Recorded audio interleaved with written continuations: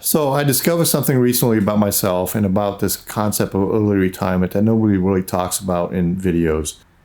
And I want to share this perspective before that day comes for you if you're thinking about early retirement. Now, to be upfront, I haven't retired yet. And that single job prospect I mentioned in a previous video, I honestly think it's looking pretty good. I'm really just kind of waiting for the offer at this point. But having this kind of unexpected break between what I thought would be potentially into retirement ends up being job to job. But because I was kind of thinking about retirement, it's given me a bit of time to experience something I think is unique. And that is a real look at retirement and what it actually may feel and look like. And what I found really kind of surprised me.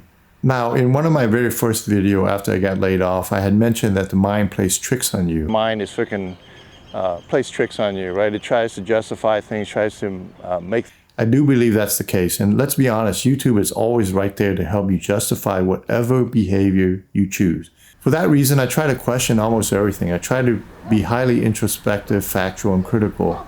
So in my videos, if you ever see me arguing or talking about conflicting messages, debating something with myself, that's just me trying to work it out in real time and capturing those moments. You know, when you've been working for 40 plus years, the whole idea of retirement freedom sounds incredibly appealing. I think oftentimes that may be driven a little bit by the YouTube content, but freedom from the 9 to 5, freedom from the Monday through Fridays, no more alarms, no more commutes, no more meetings, that kind of thing.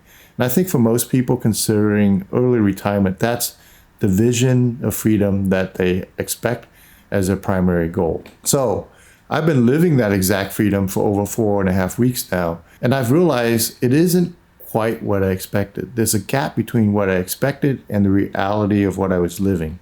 So if you've been following along, you know I've been working through this process and sharing it in a series of videos. When I first got laid off, honestly, I was actually a bit excited about the possibility of early retirement. But over the past 4 weeks, it's been a real up and down journey for me. I felt torn between going back to work and stepping fully into retirement. Now, if you read the comments on my previous videos, you'll see people arguing passionately about either path. So what is the right path? Well, we'll get into that in a minute.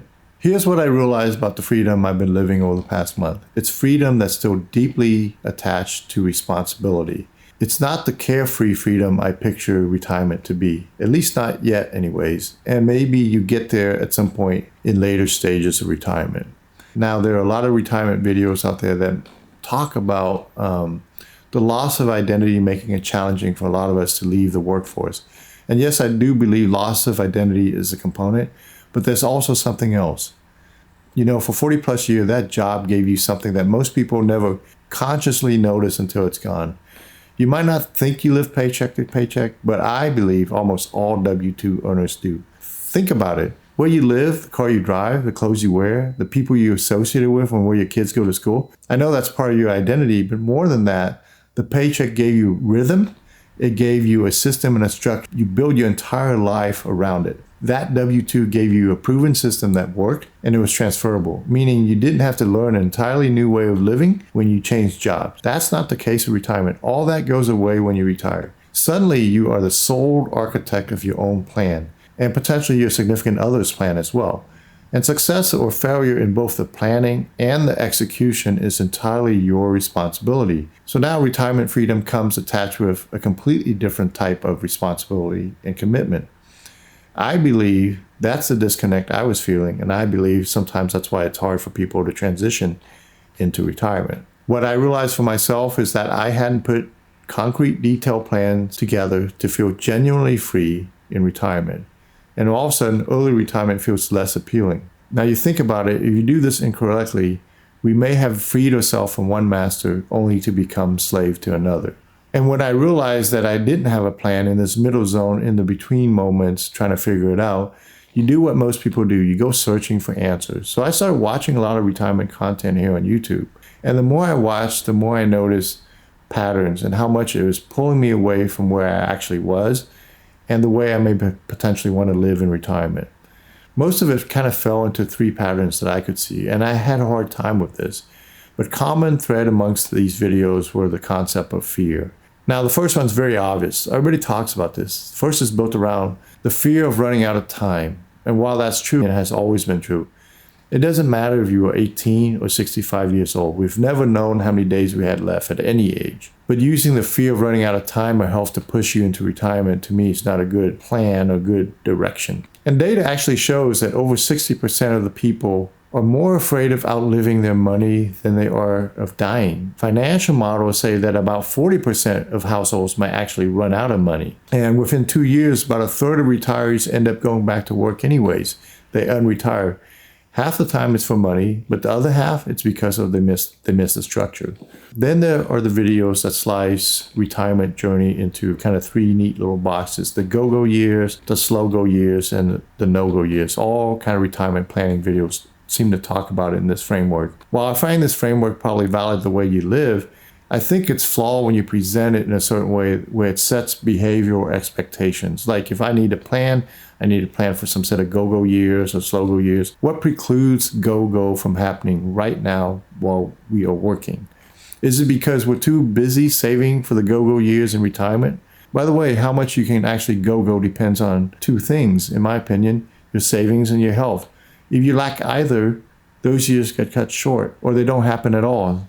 You could end up in your so-called go-go years looking a lot like slow-go or go back to work years. You know, the internet loves to tell you to retire and go travel. But if you look at actual data, nearly 1 in 3 people between the ages of 65 and 74 are still working while collecting Social Security. What's that tell you about the go while you're working aspect?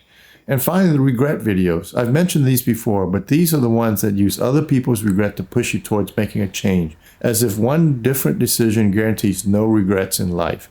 I think at this point we're trading regrets if we go that approach. So the more I thought about it, the more I came to realize that retirement videos on YouTube seem to imply that you are truly not living simply because you have a job. You are just getting by, and your job is somehow a form of punishment. So after a month of sitting kind of inside the transition period between job and job or job and retirement, and watching all this YouTube retirement wisdom, what is the right path? Take a new job or step forward in retirement? The right path for me is simply the one I'm standing on right now, wherever it happens to lead. There's no universally right or wrong choice here. There's just the path forward. To be present on it and not to push too quickly through it. That's the decision I'm making. I've decided to enjoy the journey the same way I did when I was younger.